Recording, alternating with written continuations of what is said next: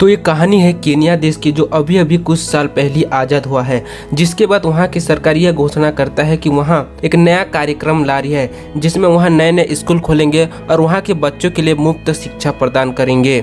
ऐसा सुनकर तो बच्चे की माता पिता की भीड़ ही लग जाती है कि कौन अपने बच्चे का एडमिशन जल्दी से जल्दी कर पाए। पर इन भीड़ में कुछ ऐसा होता है कि सब देखते ही रह गए। उनमें से एक 80 साल का आदमी आता है दाखिला लेने के लिए, जिसका नाम किमानी मुर्गे है। वह यहाँ पढ़ने के लिए आता है, जिसमें उनके मुलाकात जेम के साथ होती है, जो वहाँ के प्रिंसिपल है, और अल्फ्रेड के साथ, जो वहाँ के टीचर है। जेम यह देखता है कि किमानी एडमिशन के लिए आया है, तो उसे समझाते हैं कि यहाँ सिर्फ बच्चे के लिए ही एडमिशन दिया जाता है, बड़ों को नहीं। लेकिन किमानी नहीं मानता। फिर स्कूल का पहला दिन चालू होता है। जेम सभी बच्चों को पढ़ा रहा था कि किमानी फिर इस दिन आ गया एडमिशन के लिए। जेम उसे फिर से घर लौट जाने के लिए सलाह देती है और वह कहता है कि तुम्हें स्कूल में एडमिशन नहीं दिया जाएगा। जेम उसे फिर से कहते हैं कि आखिरकार तुम यहाँ आना क्यों चाहते हो। किमानी कहता है कि उसे पढ़ना लिखना चाहता है। जेम उसकी मदद करना चाहती है, पर वही नहीं कर पाता क्योंकि वह स्कूल के नियम और कानून से बंधा हुआ है और उसके स्कूल में पहले से ही काफी ज्यादा बच्चे हैं। किमानी को कई बार रिजेक्ट किया जाता है। हर बार वह दुखी होकर वापस घर जाता है। लोग भी उस पर हंसने लग जाते हैं, पर वह हार नहीं मानता और वह ठान लेता है कि वह स्कूल में जरूर एडमिशन लेगा। उसके पास कुछ मुर्गियां थी, उसे बेचकर अपने लिए एक स्कूल का ड्रेस सिलवा लेता है और अपने लिए जो कॉपी पुस्तक खरीद कर दूसरे दिन फिर से स्कूल चले जाता है।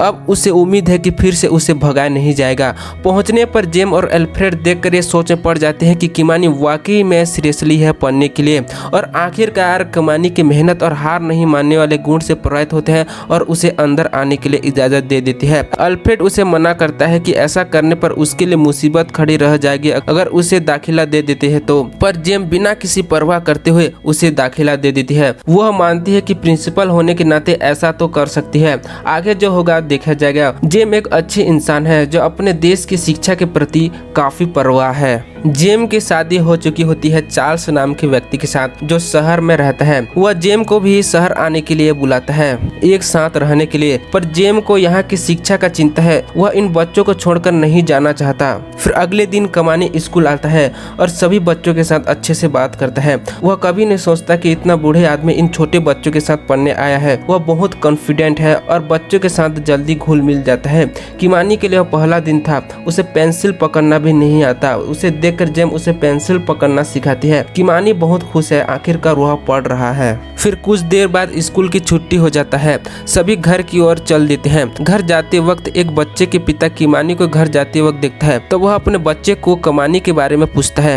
वह बताता है कि वह हमारे साथ स्कूल में पढ़ता है। बच्चे के पिता को यह बिल्कुल ही पसंद नहीं आता कि वह उनके साथ पढ़ता है। रास्ते में मिलने वाले भी उस पर हंसने लगते हैं कि एक बूढ़ा आदमी अभी भी स्कूल जाता है और वह बच्चे का ड्रेस पहना हुआ है। रात में किमानी पढ़ रहा था कि उसके घर पर एक आदमी आता है और दरवाजा को ठकठकाता है। दरवाजा खोलने पर वह आदमी धमकी भरी आवाज में कहता है कि वो स्कूल नहीं जाए, वह स्कूल बच्चों के लिए है, उस जैसे बूढ़े आदमी के लिए नहीं। फिर अगले दिन जेम सभी बच्चों को पढ़ा रही थी। किमानी ठीक से पढ़ नहीं पा रहा था। उसे कल वाला दिन की याद आ रहा था जो एक आदमी ने उसे धमकाया था। वह समझ भी नहीं पा रहा था कि जेम उसे क्या पढ़ा रही है। तभी अल्फ्रेड आता है और वह देखता है कि किमानी की पेंसिल घिस चुकी है।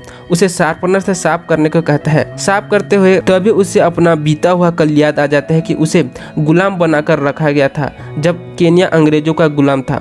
उसे प्रताड़ित किया गया था और उसे कान में पेंसिल डाल दिया गया था, जिसे उस कान में उसे सुनाई नहीं देता। इसके बारे में जेम और पूछती है, पर किमानी और ज्यादा नहीं बताता। अगले दिन किमानी बैठा हुआ था कि बच्चे उसे अपने हाथ में पहने कड़े के बारे में पूछते हैं। वह बताता कि वह गुलाम था और ये कड़ा गुलामों का एक नंबर था और उन सभी को अपने बीते हुए कल के बारे में बताता है। सभी बच्चे ध्यान से सुनते जाते हैं और अपने देश के लिए एक गीत भी गाते हैं। दिन बीता गया, किमानी पढ़ाई में और अच्छा होते जा रहा था और यहाँ तक कि किमानी की स्कूल जाने की बात रेडियो पर भी आने लग गया कि एक 80 साल का बूढ़ा एक प्राथमिक शाला में पढ़ने जा रहा है। फिर एक दिन स्कूल में कमाऊ नाम के लड़के की लड़ाई हो जाती है। इसे देखकर किमानी उस लड़के को मारने लगता है। तभी टीचर आता है और उसे रोक देता है। उसके बाद स्कूल बोर्ड से प्रोटो नाम का एक व्यक्ति आता है। उसे देखकर काफी गुस्सा करता है। सिर्फ स्कूल की लड़ाई से ही नहीं, किमानी कमानी के स्कूल में पढ़ने से भी काफी नाराज हो गया है। प्रोटो जेम्स से कहता है कि उसे स्कूल से हटा दे। जेम कहती है कि वह स्वतंत्रता संग्रामी है, उसे एक बार मौका जरूर मिलना चाहिए। तभी प्रोटो केनिया की जनजाति की परेशानी के बारे में बताता है कि केनिया आजादी के पहले 2 भागों में बटा हुआ था। मरुगी जनजाति के लोगों ने अंग्रेजों से लड़ना समझा और प्रोटो जनजाति के लोगों ने अंग्रेजों की ईमानदारी को समझा। ये सुनकर कमानी को बहुत गुस्सा आया और वो कहते हैं कि प्रोटो उस जनजाति से है जो केनिया को आजादी दिलाने में कोई भी योगदान नहीं दिया है। उन्होंने अंग्रेजों की प्रशंसा की है और उनका साथ भी दिया है और अपने लोगों को गुलाम भी बना दिया है। इस पर जेम को विश्वास नहीं होता है और वो कहती है कि कमानी आज़ादी के लिए कभी लड़ा ही नहीं है, अगर सच में लड़ा होता तो अब तक मर चुका होता। ये सुनकर कमानी कहता है कि उनका एक परिवार था, उसकी एक पत्नी थे और 2 बच्चे थे जिन्हें अपने नज़र के सामने अंग्रेजों द्वारा मार दिया गया। ये सुनकर जेम खामोश रह जाती है। अब जेम कमानी की मदद करना चाहती है, इसलिए वो मिनिस्ट्री ऑफ एजुकेशन आती है और कहती है कि उसे स्कूल में पढ़ना दिया जाए, पर अफसर मना कर देता है। वह कहता है कि स्कूल सिर्फ छोटे बच्चों के लिए है। जेम वापस आकर कमानी को कहती है कि अगर तुम्हें अपना पढ़ाई आगे रखना है तो तुम्हें शहर जाना पड़ेगा और वहाँ के बच्चों के साथ पढ़ना होगा।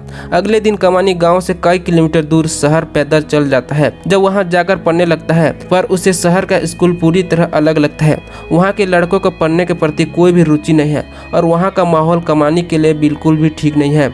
और इसके अलावा वहाँ जो पढ़ाया जाता है वह एडवांस लेवल का है और कमानी ने तो अभी अभी पढ़ाई शुरुआत की है। शहर से लौटने के बाद वह जेम से मिलता है और वह कहता है कि शहर के एडवांस लेवल की पढ़ाई वह नहीं कर पाएगा और उसे स्कूल में फिर से एडमिशन दे दिया जाए। कमानी अपने बारे में और कहते हैं कि उसे राष्ट्रपति के द्वारा एक लेटर मिला था, उसे पढ़ नहीं पा रहा है, इसलिए वह पढ़ना लिखना चाहता है कि ताकि वह लेटर को पढ़ चुके। और जेम कमानी की मदद करने के लिए प्रोटो से बात करता है पर प्रोटो एडमिशन के लिए मना कर देता है। अगले दिन कमानी स्कूल आता है बच्चों को अलविदा कहने के लिए। इसे देखकर जेम भावुक हो जाती है और आखिरकार कमानी को स्कूल में आने को दे देती है, पर वह स्टूडेंट की तरह नहीं बल्कि एक साथी के रूप में आएगा जो बच्चों को मनोरंजन करेगा। यह सुनकर कमानी काफी खुश हो जाता है। अब कमानी धीरे धीरे फेमस होने लगता है। अब अलग अलग रिपोर्टर उसके पास आने लग जाते हैं कि वह दादाजी की उम्र में प्राथमिक शिक्षा ले रहे हैं। अब इस इंटरव्यू की वजह से कमानी दुनिया भर में फेमस हो गए। कमानी की ऐसी छवि बन गई जो दूसरों को मोटिवेट करते हैं कि इंसान को बुरे हालातों में भी हार नहीं मानना चाहिए। यहाँ जेम भी नजर में आ जाती कि कमानी के पढ़ने में जेम की काफी ज्यादा हाथ है और इससे एक नई समस्या पैदा हो जा गई। बच्चों के माता पिता को यह पसंद नहीं आ रहा था, वे जेम को अब नापसंद करने लग रहे थे और उन्होंने इसका गुस्सा जेम पर उतारा। वे उस पर इल्जाम लगाते हैं कि वे ऐसा कर रहे हैं कि वे फेमस हो जाए और इससे उसका फायदा हो।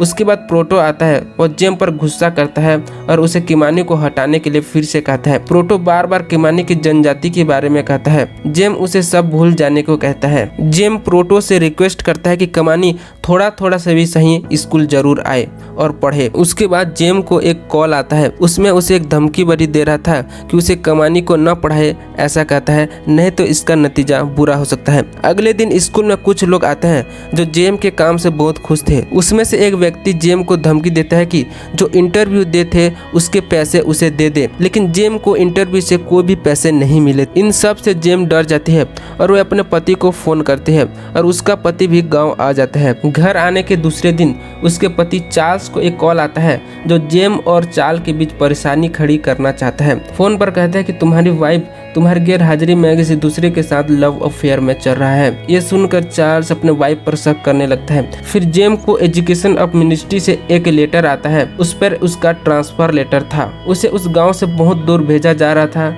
जिससे वो अपने पति से भी दूर हो जाता। चार्ल्स उसे रिजाइन करने के लिए कहता है पर वह नहीं मानता। ये सुनकर चार्ल्स सही में मान लेता है कि उनका वाइफ के साथ दूसरे के साथ अफेयर चल रहा है। जेम को दुख है कि उनकी शिक्षा के मनचाह को वह नहीं समझ पा रहा है। जेम अपनी ट्रांसफर की खबर कमानी को देते हैं। कमानी भी उसके साथ चलने के लिए तैयार हो जाता है पर जेम मना कर देता है। अब वह कोई परेशानी नहीं चाहती। अगले दिन स्कूल में फेयरवेल होता है। जेम के जाने की खबर सभी बच्चों को पता चल जाता है। सभी बच्चे दुखी हो जाते हैं पर उस दिन कमानी स्कूल नहीं आता, वह दूर से फेयरवेल को देखता है। कुछ दिन बाद नई प्रिंसिपल आते हैं पर इस बार बच्चे खुश नहीं है। वे स्कूल के दरवाजे बंद कर देते हैं और उस पर पत्थर फेंकने लगते हैं। यह देखकर प्रिंसिपल वहाँ से चल देती है। उसके बाद कमानी अगले दिन शहर चल जाता है एजुकेशन ऑफ मिनिस्ट्री के ऑफिस चेयरमैन से बात करने के लिए। कमानी इतना फेमस हो चुका था कि वहाँ के सभी लोग उसे पहचान पहचान जाते हैं। वही केमानी वहाँ के स्वतंत्रता संग्राम के बारे में कहता है। वो ये भी कहता है कि स्वतंत्रता के पहले वहाँ के ऑफिस में केन्या की रानी की तस्वीर लटकी हुई थी। इसे सुनकर सभी लोग शांत हो जाते हैं। केमानी अपने शर्ट उतारकर अपने जख्मों को दिखाते हैं जो स्वतंत्रता के लिए लड़ा था। वह कहता है कि उसने और उसके जैसे कई लोगों ने आजादी के लिए कुर्बानी दी है ताकि आज की पीढ़ी गुलामी में ना जी पाए, और कहता है कि आप उनके साथ गलत कर रहे हैं। जेम आज की पीढ़ी को पढ़ाने के लिए काफी संघर्ष कर रही है। केमानी एजुकेशन मिनिस्टर को फिर से रिक्वेस्ट करता है कि उसे पुराने स्कूल में ट्रांसफर कर दिया जाए और वहां से चल देता है। फिर कुछ दिन बाद आखिरकार जेम अपने पुराने स्कूल में आ जाती है। ये देखकर जेम और बच्चे काफी खुश हो जाते हैं। अब केमानी भी पढ़ना लिखना जान चुका है और वह उस लेटर को लाता है जो उसे वहाँ प्रेसिडेंट के द्वारा कई साल पहले दिया गया था। उस लेटर में लिखा गया था कि जहाँ प्रेसिडेंट केमानी को शुक्रिया कर रहे हैं क्योंकि उसने देश के लिए कुर्बानियाँ दी है। उसमें उन जगहों के बारे में भी लिखा है जिसमें केमानी को बंदी बनाकर रखा गया था। जेम और अल्फ्रेड को महसूस होता है कि केमानी ने जो सहा है वह कोई मजाक नहीं। सालों तक कैदी बनकर रहना और उस पर अत्याचार सहना और यहाँ तक कि देश के लिए अपना परिवार खो देना, ये सब बातें जेम की आंखें नम कर जाती है। और ये सब सुनकर केमानी को चैन की सांस लेता है जैसे वो अपनी मंजिल पर पहुंच गया है। केमानी के लिए 84 की उम्र में शिक्षा लेना यह पूरी दुनिया के लिए चर्चा का विषय बन गया है और इसे गिनीज वर्ल्ड रिकॉर्ड में भी दर्ज किया जाता है। यह कहानी हमें बताती है कि अगर आप में पढ़ने की या फिर कुछ सीखने की इच्छा है तो आप कोई भी उम्र में पढ़ सकते हैं। आपकी उम्र नहीं टिकती।